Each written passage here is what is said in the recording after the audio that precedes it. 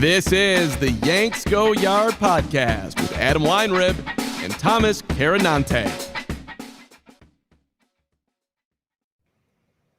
Welcome to a Monday edition of the Yanks Go Yard podcast. We're back like Joe Judge. I'm Adam Weinrib alongside Thomas Carannante. The Yankees make some lockout history with a promotion for Rachel Balkovec. We're going to talk about the rare bit of good news that we have to share. Also, the Padres give the Yankees a blueprint for what they could have done with Eric Chavez. For all the haters saying the Yankees had no recourse, the Padres showed like 36 hours later that they definitely did. Also, new projections. I feel like we say this every day, but now the source is a little more trusted. Have the Yankees getting a real shortstop this offseason, along with a couple of other free agents who we thought were sort of off the table. So we're going to talk about that. And the Yankees minor league system welcomed an old friend back on Monday. What happened there? How'd that go down? Folks, make sure to find us on Apple Podcasts, Google Podcasts, Spotify, wherever you get your podcast. Drop us a 5-star review along with a mailbag question. We'll be more than happy to answer it. Also, join us on YouTube Live, 2 o'clock Eastern, Mondays and Thursdays, all off-season long, taking you through the non-existent winter maneuvers. Thomas Carannante, welcome to the podcast. Both you and I are one sports team lighter in our rooting interest this morning than we were when we went to bed last night. I think we're both good on the New York Giants for a while. Yeah, man, good to see you. Not great to be associated with the Giants whatsoever. I regret wearing the hat last week. Just can't believe how things have transpired for New York sports in general. We give the Yankees a hard time. A lot of Yankees fans also give the Yankees a hard time. And while that might be justified to an extent, you will not see a worse run than the Giants have had since 2016 until now. There is a different pedigree for New York sports. The expectations are much greater. The financial situation here is elevated beyond most markets. And the pressure in general to perform here is greater. So when you're enduring a Cleveland Browns-like run, which the New York Giants have been doing, gifted good draft pick after good draft pick, having your pick of the litter with various head coaches over the last 4 or 5 years, and just making all of the wrong picks and all of the wrong hires, people are going to flip out, and people will rightfully flip out because, like I said, you're paying a lot of money to support this team, paying a lot of money to go to games, buy merch, whatever it is, and just unacceptable. I will not. I tuned into probably 2 Giants games this year just because I knew it was going to happen. It's been declining for me. It's gone from like a full slate in 2016 to like 12 games in 2017, so on and so forth. And this year it reached 2. Just not going to do it next year. It's not worth my time. I don't know how this team's going to get much better, even with the 2 first-round picks. They've been blowing it up with good picks for years. I know they'll have a different GM, but yeah, we don't need them. And I'd rather talk about the Yankees at this point. That's how sad it's gotten. Yeah, I didn't expect that to happen. I didn't expect my football season to be all about the 2022 New York Yankees, who, again, ended 2021 in disappointing fashion. And we definitely spent like a week or two being like, I don't want to think about this team. I don't want to talk about this team either. But compared to the New York Giants, the might as well be the 1998 Yankees that we've got put together in the Bronx at this very moment. And they have given us a reason to smile on Sunday night, just as I was about done with the football season, ready to watch. I don't even know what I'm about to watch. The New England Patriots go on the road at Buffalo, tell everybody nobody believed in them, even though they have the greatest winner in the history of sports coaching them. I don't know. It seems like we're Tom Brady going to Philadelphia and beating the 9-8 Eagles and being like, wow, you counted us out again. Like just the absolute dumbest possible stuff. That sport is so predictable and so pointless.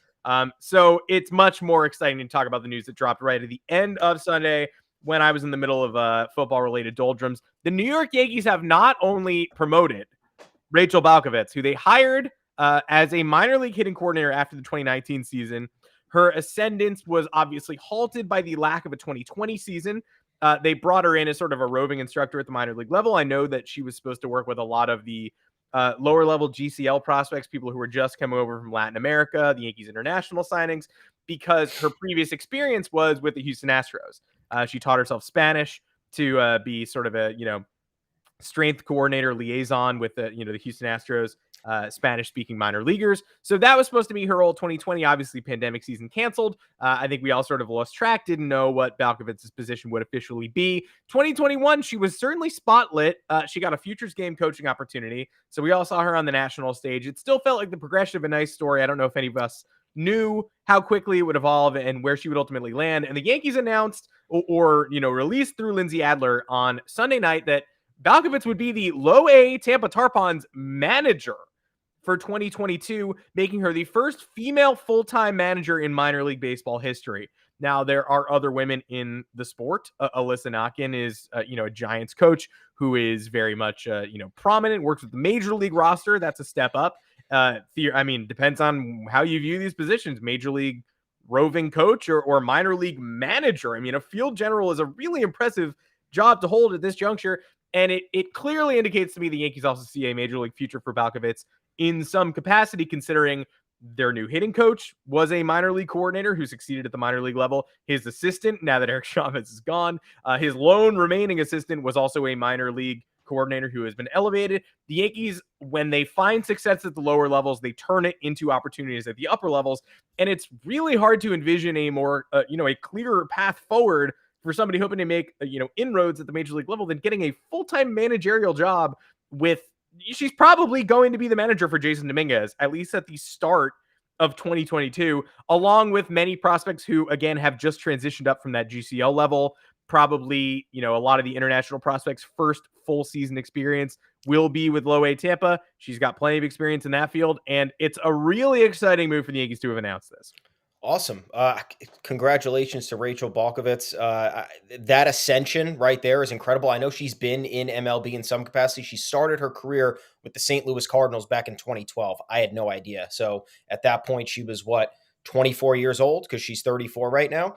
I'm not entirely shocked. I mean, I'm shocked that the Yankees did something like this, and I'm shocked that they are the first to do something like this. However, she was a minor league hitting coordinator for the Yankees last year, and the Yankees offense in the minor leagues, you talked about Dylan Lawson, blew almost every other, pocket of the competition out of the water. Yeah. So there's clearly some sort of an alignment here on what the Yankees think she's capable of or know that she's capable of. And I view this actually even more significantly because you're talking about someone who's going to be managing the low A squad. I know that sounds like it's the lowest job, but that's probably really important. You're molding these younger minds and these younger players who are going to take the next step to get to wherever they need to be. And you're kind of the first in line to do that.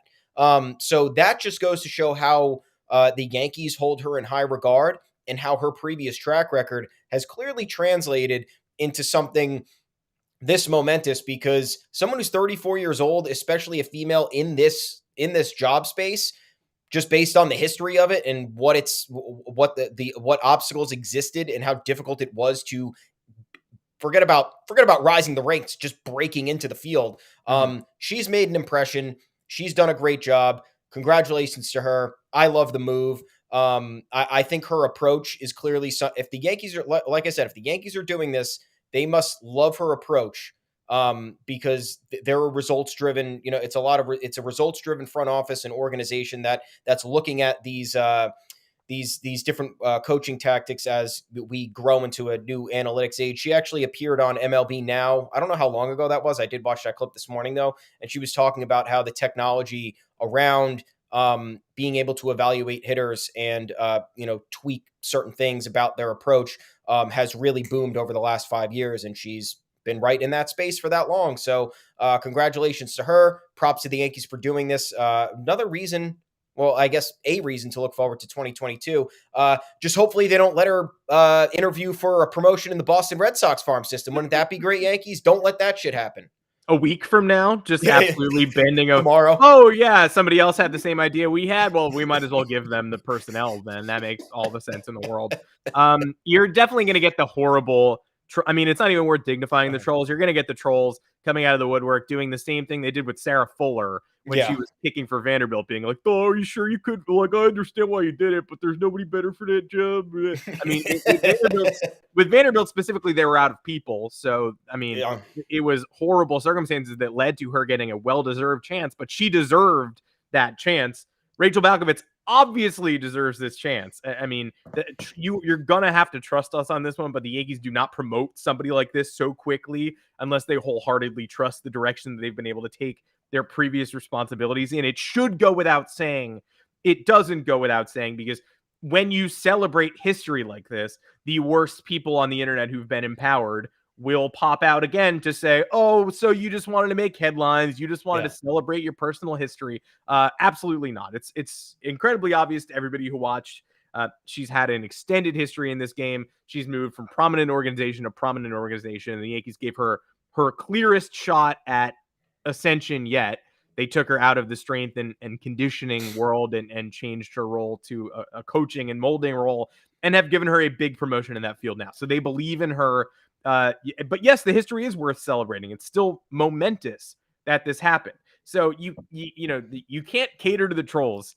But it's a lose-lose when you're dealing with people like this, because you want to celebrate history and they're like, oh, so you just want to make news. You just want to make history. Well, I mean, they did make history. You can't avoid that. It's important to mention that.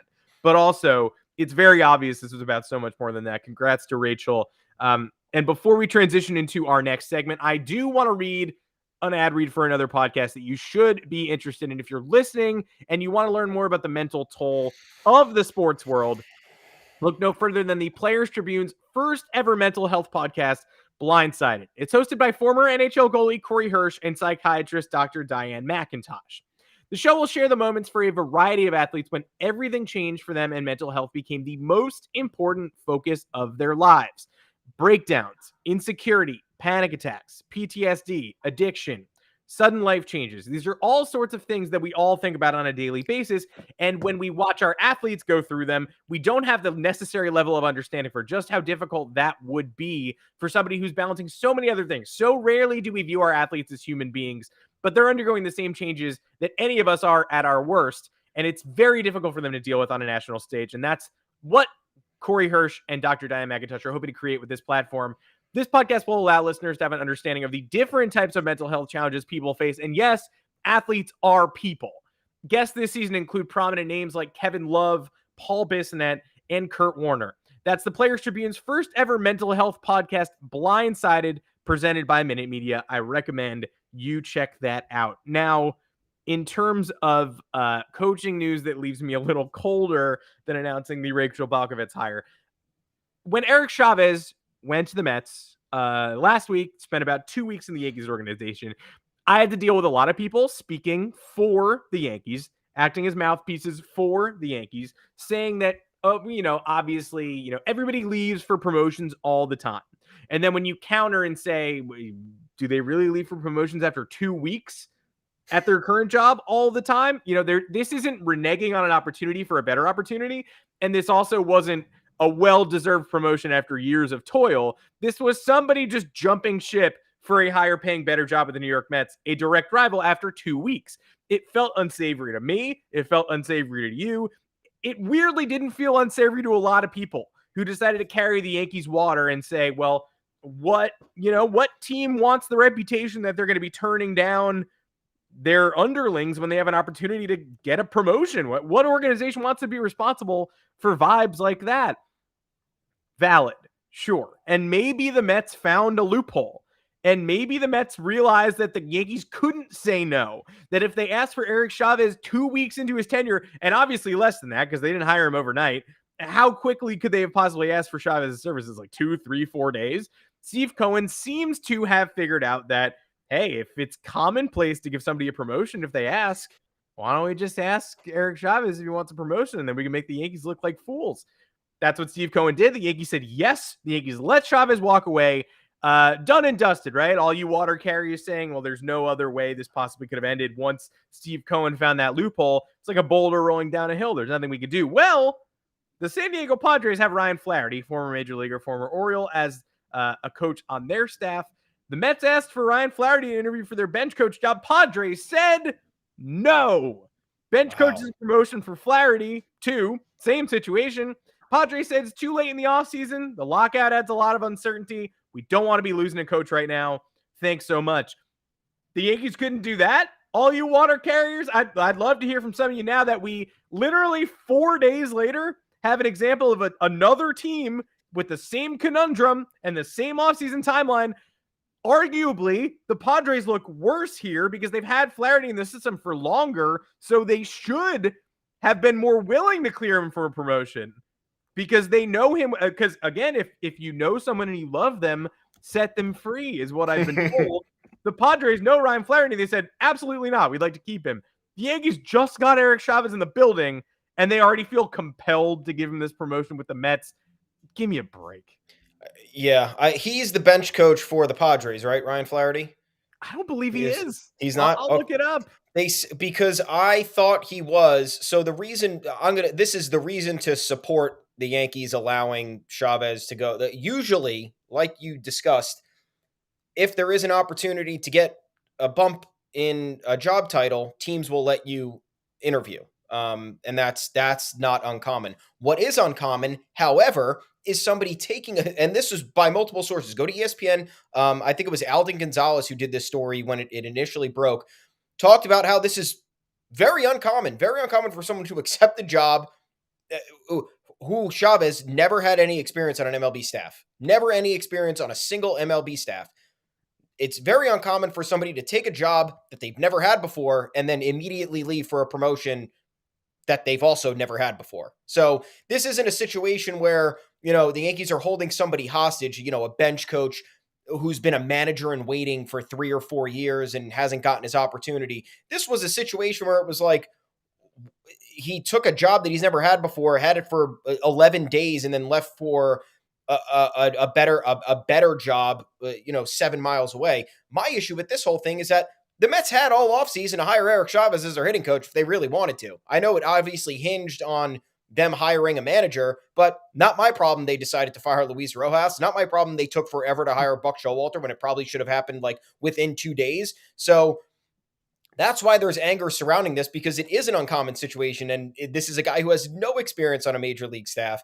I'm done being bitter about it. I will admit, I know we have to talk about it now because there's another aspect of it in the news cycle. But it just, that somebody commented on the article that we wrote and was like, yeah, this is common for teams to allow people to interview for promotions elsewhere. And it's like, yeah, it's common for that to happen if they've had previous job experience and if they've actually done any work. Eric Chavez didn't do any work for the Yankees. The Yankees did more work. The Yankees did more work for him. They were hyping him up in the press conference, and then 10 days later, he's gone. So this is once again, this is more of the Yankees. Like, you're right. There was either a loophole here, or the Yankees didn't want to look bad for like misreading what the common practice was for people getting a promotion or being eligible for a promotion elsewhere. Once again, baffling to me. It shows that they're pushovers. It shows that, now they're back to the drawing board. Now they have to find an assistant hitting coach when they should be focusing their efforts on what this roster is going to look like post-lockout. I know the lockout's probably going to drag on longer than we had ever imagined. So they're going to have a lot of time to evaluate the roster. But you got a guy who was seemingly going to be some sort of manager or bench coach in waiting, based on what you talked about his capabilities would potentially be, or how you viewed his fit as valuable under the current manager. And then you're just letting him interview elsewhere to leave after, once again, never having a coaching job before at the major league level. So this was not a situation that was like, oh yeah, no, that's the natural progression for how things go. Wasn't at all. Very different, very bizarre. Once again, said it last week, makes me think the Yankees are pushovers. And they're lucky they hired Rachel Balkovec, or else we would be talking about this a lot more. And I'm glad we're not. Yeah. Flaherty is the San Diego quality control coach. Yeah. I don't know what that is, but Ken Rosenthal made it clear in his article from Sunday night that the bench coach position, quote, it would be a move that would have been a step up from his current role as San Diego's quality control coach. So I guess that's a, fine tuning, base running, etc., something at the margin. I mean, that's more of bad practice, in my opinion. That's someone who has experience on a major league staff, was getting a promotion under a guy like Buck Showalter, who he probably played under when he was with the Orioles. Played under. So had a relationship with him. So you want to talk about bad practices? If the Padres aren't afraid to do that, then the Yankees shouldn't have been afraid at all to say no to somebody who they had just hired like 10 days prior and had, once again, no experience on a major league staff. So good luck finding your next assistant hitting coach, I guess. Well, we actually know who they're targeting, right? Because over the weekend, the rumor was Mark Trumbo, Orioles slugger Mark Trumbo, who retired at the end of the 2019 season and like didn't even tell anybody that he was retiring. It was just, I don't think that's even technically a retirement. It's not even like it's like a Dave Gettleman retirement. It's like, oh yeah, I retired. Thank you so much for sending me off in my retirement. And it's like you hit 212 last year with 3 homers. No. Asshole. You're not retiring. What are you talking about? I can't. I don't have anything. I don't have anything wise to say about the Chris Davis, not Chris Davis, Mark Trumbo hire. Imagine if it's Chris Davis. I used Mark Trumbo and Chris Davis in the photo when I try to break that news on Saturday because I want to bother everybody. But I have no comment on the Mark Trumbo hire. The statements made it sound like he's a hot candidate too. A lot of teams have been looking at Mark Trumbo for a while. Okay, you can sell me on that if you really want to. It's clear the Yankees want a former player. It's clear they thought they had the right one in Eric Chavez. And it's clear maybe they did because the Mets knew it was a valuable candidate to punk them with. I'm not ready to, absolutely say. Somebody wrote a column this week that was like, the Chavez Mets Showalter poaching will haunt the Yankees for decades. I don't know. No. He's an assistant hitting coach. Who the hell knows? Yeah. And look, maybe he absolutely stands out as the Mets hitting coach. And then the Yankees fire Aaron Boone and hire him because it's a promotion. It's a promotion. You have to give the Yankees that promotion right back. So who knows? He might not be out of their sights forever, but it's not a decades long punking. Eric Chavez is not going to be floating through the Yankees clubhouse like a force ghost, telling Aaron Boone, that he should have followed the righteous path. But it's pretty embarrassing, and I don't think it's nothing. I don't think it's shruggable like a lot of people seem to. Yeah, it's like we're going in the opposite direction. It's like this is not a shruggable instance, but it's also not going to ruin the next decade of Yankees baseball. It's just a ridiculous thing that happened in an offseason where you have to get your ducks in a row sooner rather than later, given everything that's happening and everything that's kind of cast over the sport at the moment. And then you see this and you're like, what are we doing here? What's going on? What are we doing here? Anyway, don't really care. It's done. Yeah. Chavez is a Mets coach, not a Yankees coach, and it doesn't matter. What happened. What does matter is who the Yankees are going to bring in when this lockout ends. We still have no idea. And if you think you have an idea, you don't. You simply don't. There are so many players out there. There is so much. There is a great lack of clarity about what the Yankees are going to spend, who they're going to trade, who they're going to trade for, what holes they want to more seriously fill than others. You got the Freddie Freeman rumors. Hey, do they want to be that serious about first base? I don't know. Maybe. Seems like it. Matt Olson came up as a trade candidate. That could happen too. What about shortstop? Oh, don't know. Like the prospects. Not sure we want to block them for too long. So does that take out the top free agent shortstops? I don't know. They contacted Carlos Correa before the lockout, according to reports. Who knows? Nobody knows. Center field. Are they going with Aaron Hicks? I don't know. They signed Ender Inciarte. Maybe there's some sort of platoon situation. Does that rule out Seiya Suzuki? Don't know, but he did hint that he might go to the Red Sox on Koji Uehara's podcast. So once again, don't know. Starting rotation. What are they going to do? They need a number 2. Is there a number 2 out there? Could be. Are you going to trade? Are you willing to give up prospects? Don't know. Still don't know. Bullpen options. Who are you going to sign? You need somebody. Got to figure it out. Also, do not know. Nobody knows what degree they're going to go in for any positions, but there have been crumbs out there. Crumbs. And you can, crumb trail, baby. Chemtrails. Yeah, there's chemtrails.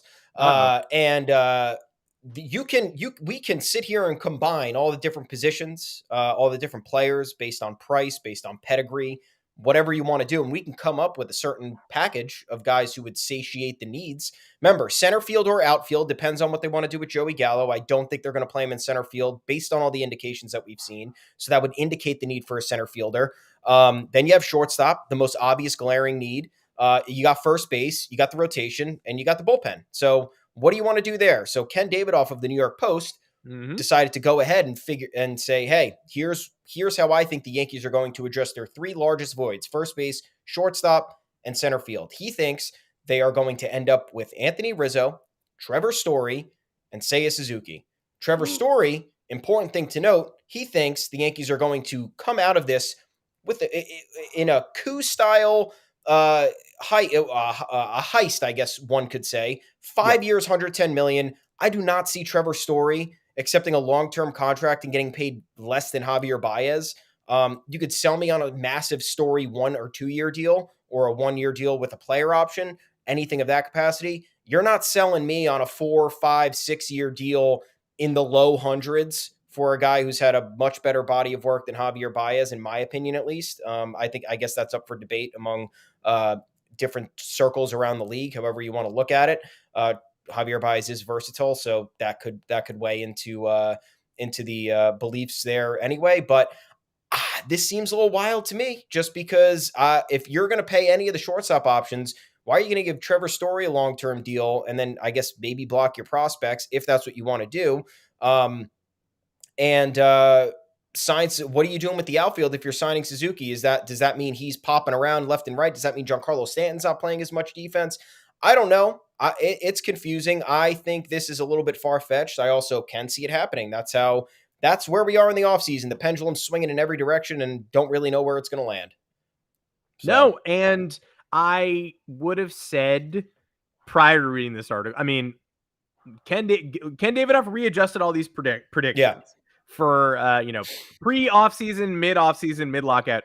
If the Yankees could get Trevor Story on an absolute steal, then I have no qualms with doing that and figuring it out. I've seen a lot of people talking about his regression, his defensive regression, etc. If it's under 5 years, 110, then I think you can do that and you can bury it if it fails. That's easy. That's easy money. That's why that projection feels off. And by the way, Davidoff has Carlos Correa going to the Cubs, which would have sounded like the craziest possible thing 2 months ago and doesn't sound quite so outrageous now, especially since Baez is gone. Maybe that's where Rizzo goes. Maybe he comes back. If Correa goes to the Cubs, I wouldn't rule it out. Seems like he's the most likely possible returnee of all the Cubs trade pieces. I'm not anti-Story. I never have been, never will be. The Rizzo prediction feels obvious. It doesn't feel like a ton of calculation was done there. I find it bizarre that he updated his projections and still says Seiya Suzuki will be a Yankee. It makes all the sense in the world to use Aaron Hicks as your starter, put Ender Inciarte on the bench, and if disaster befalls Aaron Hicks, which it will, move Joey Gallo over and have Suzuki play left field every day. In the interim, you can have, Stanton and Suzuki rotate at DH. You can honestly have Gallo start in center field and move Suzuki to left field regardless, but it always works itself out. There's no way that Judge, Gallo, Suzuki, Stanton, and Hicks, nobody gets hurt in that mix.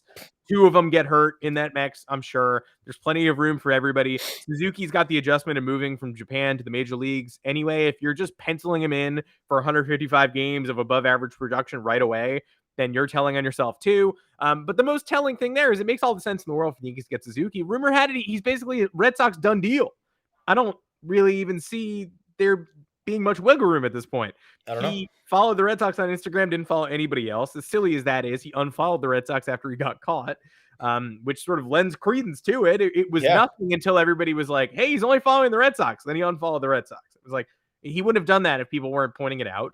He went on Coach Iwaharu's podcast in Japan this week, and Koji basically was like, you're going to the Red Sox, right? And he's like, I cannot say that. It really feels as if he is. Of course he cannot say that, but I would bet, that feels like 75, 80% likelihood that he goes to Boston, especially after they traded Hunter Renfroe with the horn. So then whenever the season resumes, they could just add Suzuki right away. They could do a press conference minute one, as long as they might have worked out the details weeks ago. That's why Renfroe got traded, basically, to clear a spot for either Suzuki or Schwarber. And if that wasn't the case, then it's a really dumb move. And if it was, it makes sense to me. I was really surprised to see someone with an educated guess ducking back into the whole pool to just say, I still think Suzuki and the Yankees after all this time. That feels weird to me. It does. And I am not sure how I kind of view this, because I think if the Yankees are not getting one of the marquee first basemen, if we're talking Freddie Freeman and Matt Olson, if that's on the table, I don't know why Rizzo would still be involved here. Because if you're trading for somebody, the Yankees still need to get a starter, and you look at the market, they're more than likely going to trade for one. That's where the estimation lies. And you keep looking at the A's, and the A's have three capable starters, all costing all that may cost varying prices. But I think if we were to bet this offseason, we'd pencil one of those guys in the rotation, and I'm not sure why the Yankees wouldn't expand the package with an Olson. Maybe they're thinking Chapman. I don't, as opposed to that, and then they move Gio Urshela for another pit. Like, I don't know. I have no idea. But it's weird because those seem like all, no offense to any of those guys, if we're talking about the Yankees upgrading on a mass scale, these seem like all the middling options. Now, I'd take Trevor Story tomorrow, but it doesn't seem like the Yankees are sold on. I'm just talking about what we've heard based on I'd take Trevor Story tomorrow. I'd pay him probably $175 million. I don't know how the Yankees feel about that. We've heard they haven't entirely been enthralled with him based on previous reports. We don't know if that's true. But if we're basing it off of stuff that we've heard from various insiders, weird that the Yankees would go with the consolation prize in Anthony Rizzo. No offense to Anthony Rizzo, but you're talking Matt Olson and Freddie Freeman being available. That's a different story. You're talking Carlos Correa versus Trevor Story versus potentially moving Gio Urshela to short and trading for Matt Chapman. I don't know what I'd want there. I just don't know if like I said, would give Trevor Story a long-term contract and then be sold on these prospects to the point where I don't know where I'm going to put Trevor Story in 2 years. And then Seiya Suzuki, like I said, I'd take him on my team in a second, but making the transition from Japan, hardly a sure thing. There will be an adjustment period, especially if they're using him in a multitude of outfield spots. So not only does this seem a little bit of an overreach, but it also seems like a bizarre match of players from my perspective. We could all disagree. We could talk about it. But this seems like a very weird match of players where you're not really getting the best of the best, or they're not going after the players that they deem to be the best, or I don't know. It all just doesn't make that much sense to me. Then again, this is Ken Davidoff's opinion based on what he's heard, based on what he's seen in the past. He probably knows better than I do. But like we said, we got a lot of time. We're still formulating thoughts. We're putting all these different packages of players together. It could end completely differently. It could end this exact way, and it could end up, I really don't know. But like I said, based on the trail that's been out there of information, I don't know. I really don't know about this trio. I do get joy from any projection that has the Yankees making maneuvers, just because I'm used to the frozen out version of the Yankees from before the lockout. But the fact remains, they Jim Bowden gave them the healthy dose of truth. They have a 4th place roster right now. I don't think that should be a controversial statement. They have a very incomplete roster, and so if they are as silent after the lockout as they were before the lockout, they're not going to compete. No matter how you think the Red Sox are going to regress, I think they have a version of devil magic and some regression packed in there, and they might not run away with a wild card this year, but they're going to be good. The Blue Jays should have been in the playoffs last year. I don't know why they weren't. I don't know why we kept them out. They were way better than we were. And the Rays are the Rays eternally, and they have a full season Wander Franco, and their rotation got way worse, but you won't notice. Although, hopefully that's the dream with the Rays, that this is finally the year you notice that they cut bait on all their veteran starters. And it looks like it did in the ALDS last year, when it was like Shane Baz and McClanahan. Suddenly McClanahan was like the old man of the rotation who made like 16 starts. You're like, well, they can't beat McClanahan, but they might have a shot against Baz. It's like, why can't they beat everybody here sucks. These guys all suck. And you watch them go to Fenway Park and get absolutely smoked. So your hope is that next year the Rays guys look young and inexperienced again, and maybe you can knock them off the pedestal. But right now the Yankees do not have a roster that can do that. So it would be an absurd miscalculation for them to not make moves and not make large scale moves, because trading for Matt Chapman and calling it a day is not enough either. But there's a version of me that doesn't have faith they're going to do that. And then there's a version of me that's like, it's impossible for them not to do that, because they don't have a team right now. And if they're not going to fix the Gary Sanchez thing or really ensure against Aaron Hicks in center field, they need a shortstop they can count on. They need an extra pitcher. They need a first baseman, because they hate Luke Voigt. So there are positions they absolutely need, and they can't escape the offseason without figuring that out in some capacity. Now, somebody who is not part of the solution whatsoever, but still makes us feel pretty good, Manny Banuelos. Banuelos is back. Yeah. He's back. Remember the Killer Bees?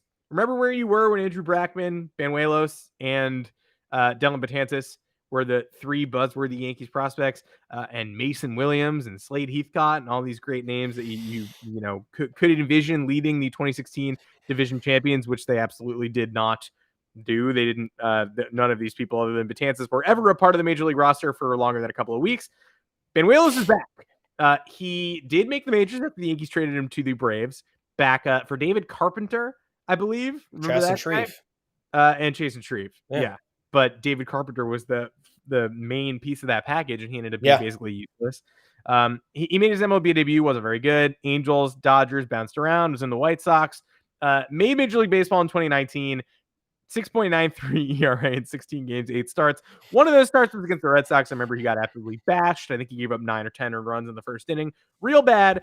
But he went to, Taipei, the Taiwanese Professional Baseball League, which plays in China, and went to Mexico too, and had a 2.60 ERA in his final 10 games of 2020 and a 2.51 mark in 21 games last year. He is now a bounce back lefty signing. He will be AAA depth. But what a weird little reunion that I don't think any of us saw coming. No, not at all. He's still young, 30 for a guy who, like, I feel like we've been talking about for almost over a decade.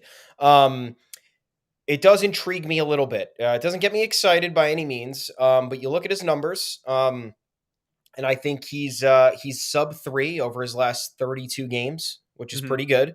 Competition's completely different, but all it takes in baseball in general is just kind of rediscovering who you are, finding that renaissance. I don't know if Manny Banuelos has ever really discovered who he is. He had a few good years in the minors before he was coming up with the Yanks, and then I believe he had Tommy John. That delayed him, and then they traded him a year later. So he had a bit of a roller coaster beginning to his career with the Yankees. And then it kind of went off track when he was with all those teams you were discussing before. Very bad showing in 2019, which led to his release. But you look at Matt Blake, our guy, Matt Blake, everyone's savior. Yankees got 3 left-handers between last offseason and the trade deadline. Lucas Litke, who was signed in December of last year, and you were like, what? Who is this guy? Great. We learned more about him. We thought it was cute. I mean, he had a Yankees mug from when he was a kid. Yeah, it was very nice. Was cute. Yeah. Then you have Wandy Peralta. We were up in arms about when they traded Mike Tauchman. We ended up being completely wrong. I was completely wrong. And then you have Joely Rodriguez, who was acquired at the trade deadline in the Joey Gallo deal.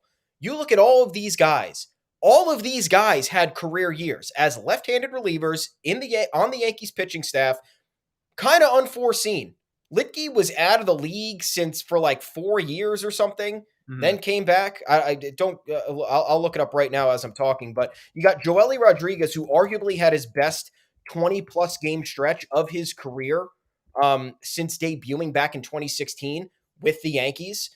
He registered a 2.84 ERA and a 3.01 whip in those 21 games that he appeared in. Litke hadn't been in Major League Baseball. Are you ready for it? Since 2015 with the Seattle Mariners. And that year, he pitched in 1 game, 2.1 innings of work. The last season you can even consider to be somewhat of a workload was 2013, 37 innings of work in 35 games. He was fine, 4.86 ERA, 3.75 FIP, nothing special, but comes to the Yankees, first full season of his career, definitely the largest workload he's ever had. 72 and a third innings, 2.74 ERA, 2.84 FIP, 1.13 whip. And then you look at Wandy Peralta, who is balling right now, dude. Is that the Dominican League or the Puerto Rican League? I haven't paid close enough attention. Either way, it's got to be Dominican because he is Dominican. Absolutely throwing fireballs in that league, striking people out, showing off. It's awesome. Has his best career stretch of games, 46 games with the Yankees, 2.95 ERA. That was his lowest mark. His next best season, I believe, was with the Giants in 2020, a fake year, 25 games, 3.29 ERA, but only 27 innings of work. He comes to the Yankees last year in that it was an April trade, end of April, I believe. He appears in 46 games, 42 and 2/3 innings, 2.95 ERA. His FIP, not good, 4.39. But guess what? It kind of speaks to how he's able to get in. He's able to get out of jams if he's ever presented with them or if he gets himself into them. His slider ended up being a revelation. He was deployed in so many different ways by the bullpen. So maybe Matt Blake knows what he's doing with lefties. Maybe he has this. We saw the uptick in changeups on the Yankees pitching staff and how it did wonders for a lot of guys. Maybe a slight tweak in approach for Manny Banuelos can have him be a multi-inning guy out of the bullpen. That's the ceiling. I'm not expecting that, but you look at the body of work that's been done over this last year now, because I mean, you would assume he started working with Litke last December when he was signed. Reason to believe, little reason to believe here. And former Yankee, he's got familiarity here, so it's not like he's coming into the New York situation or the New York expectation spotlight, and he's all spooked. Maybe he's gotten that part out of the way, which could be very helpful. I don't know, but reason to believe a little bit here. Yeah, Wandy Peralta was the only guy you mentioned who was anything close to a guy entering his tenure with the Yankees. I mean, Peralta didn't do anything in San Francisco that blew you away, but he was a major leaguer and you knew his name when the Yankees swapped for him. Litke, you didn't give a second thought to, and don't act like you did. You just thought it was a nice little minor league depth signing. When he showed up, you were like, whoa. Joely Rodriguez, again, somewhat projectable, but like terrible in 12 innings of baseball. So it's not like there was a lot of, there was not a lot of rope behind him there. Banuelos, look, it sounds insane to even think about this, and it's definitely going to hurt that they don't have that much minor league time. Like the coaches can't talk to him tomorrow legally and be like, here's a throwing program for you. But it sounds, is it really more ridiculous to say Manny Banuelos could have a role on this team than it would have been last year to say Tyler Matzik is going to have a role on the Braves? That's a flamed out former first rounder who lost home plate, who Rick Ankiel'd it before 2020. Yeah. In 2019, he was out of baseball for good reason. He was definitely worse than someone who was putting up low 2 ERAs in foreign leagues. He was done with the game. He lost everything. He lost his fastball. He lost placement. Like, it's definitely, and he was the, World Series MVP, arguably. He didn't win the award, but was anybody more important in the Braves playoff run? Him and Eddie Rosario, and obviously Freeman. But honestly. But if you take one of him or Rosario out, it probably doesn't happen. He pitched every game. It took a long time. It took like 2.5 weeks before he didn't pitch a playoff game. It was huge having him. And again, he was basically a nobody 2 years prior, a year and a half prior. So it's worth considering when you think about all these things. Everybody's talking about Jimmy Cordero, who the Yankees took from the White Sox, another guy who posted like a 5.9 ERA last year in limited duty, and people are sort of penciling him in as a bullpen breakout already. That's what's happening in the Yankees organization these days. So it's not insane to look at the most innocent possible minor league signing, a guy who the Yankees had in their system as a top prospect in 2012 and 2013, and say they must be targeting a reunion for a reason, not for depth alone. They got Nestor Cortez Jr. back. Yeah. They lost him and brought him back, and it was the same thing, like a retread from 7 years ago who was never really an upper echelon guy. Why is he back? Now he's your 5 starter. Might be your 4 starter. Probably your number 3 most trusted starter when the playoffs rolled around last year. So you can't write any of these off, and I think if coaching staffs were able to make regular contact with players at this juncture, you'd be hearing more about Manny in the days to come. As it stands, he'll probably be pretty absent until the lockout is over, but fun to dream on, and also 10 minutes of content for us. So look at that. What a nuanced discussion. We're smart guys. That is it for this edition of the Yanks Go Yard podcast. Make sure to find us on Apple Podcasts, Google Podcasts, Spotify, wherever you get your damn podcast. Drop us a 5-star review along with a mailbag question. We'll be more than happy to answer it. Kind of got dead eyes there when I said that monologue. I'm very used to it at this point. You can also find us live on YouTube, 2 o'clock Eastern, Mondays and Thursdays until the regular season begins, whenever that may be. Then we'll go 3 times a week. I think you'll be seeing more of us once the regular season rolls around. Until next time, I'm Adam Weinrib. You could find me on Twitter at Adam Weinrib, and you can read that below. Thomas Carannante, where can the people find you? At Tommy's_takes. One more note on Banuelos, folks. Crazy shit happens every year, every offseason. Every year there's someone who pops out that you're never expecting, and then never expecting to do much of anything, and then you look back and you're like, holy shit, this guy was almost out of the league 3 years ago. He blew his shoulder out. His fastball was 80 miles an hour. Just keep it in the back of your mind. That's all we're asking. Head on over to yanksgoyard.com. We got plenty of content there for you. A lot of off-season stuff. People are coming out of the woodwork here and there with some info. We're trying to connect the dots. Make some healthy speculation, have some fun. Talk to us on the official Yanks Go Yard Twitter account at Yanks Go Yard FS. We're there all the time. And next time we'll see you Thursday at 2 p.m. live on YouTube. Got the national championship game tonight. I'm going Bama. What are you doing? I'm going Bama. I'm not rooting for Bama. No. Something weird has happened, though, where I used to be a Bama hater. I think a lot of people are. Yeah. You just watch a dynasty win for a decade and you're like, get him out of here. Get him out of here. It's the same people over. Get him out of here. They never have a quarter. There was also the time when they won every year and they never had a quarterback. Yeah. And so there was never anybody interesting. It was like, oh yeah, the best team in the collegiate ranks is just Greg McElroy under center.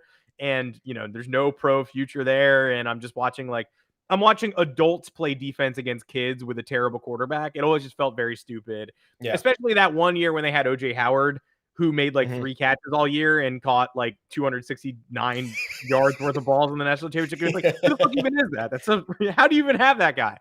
So back then, I was much more of a violent hater. Now, I'd say of all the dynasties that won't go away, I definitely respect them the most, just because of they've evolved. They really have evolved. I don't respect them because it's difficult to do this at the collegiate level. But no, it's not. And recruiting is fake. It's just money. Nobody has recruiting genius. It means you have money. A lot of people were talking about that when Deion Sanders took the Florida State guy. It's like, oh, we got to get a recruiting guy in here. It's like, no, you just got to drop more money than the other guy. So I don't think there's some like recruiting gods. I just think it's tough to keep a program up like that when everyone's been game planning you for 15 years. And they've changed. They haven't done the same thing for 15 years. They have changed. All that to say, yes, I will be rooting for Georgia, but I'm not flagrantly anti-Bama, and I do think Bama wins by 6. What about you? A wise man once said, "You don't get rich betting against Nick Saban." I don't know when before. Oh, a wise man one time. Last time they were underdogs for however long ago was the SEC championship game. They were 6.5 point underdogs. They wiped the floor with Georgia. I know they're missing John Mechie, top wide receiver, but it's all about Nick Saban drawing up the looks, outsmarting Kirby Smart. I think that probably happens. Wouldn't be shocked if Georgia wins, but you're not going to give me Bama underdog twice in a season and expect me to go the other way the second time. It's not going to happen. Bama money line. Let's have some fun. Next time we'll see you guys, like I said, Thursday. Maybe we have more to discuss. Hopefully we do. No, hopefully. And we'll aftermath of the Bama game, probably for full 45 minutes. We'll see you guys. We'll see all y'all then.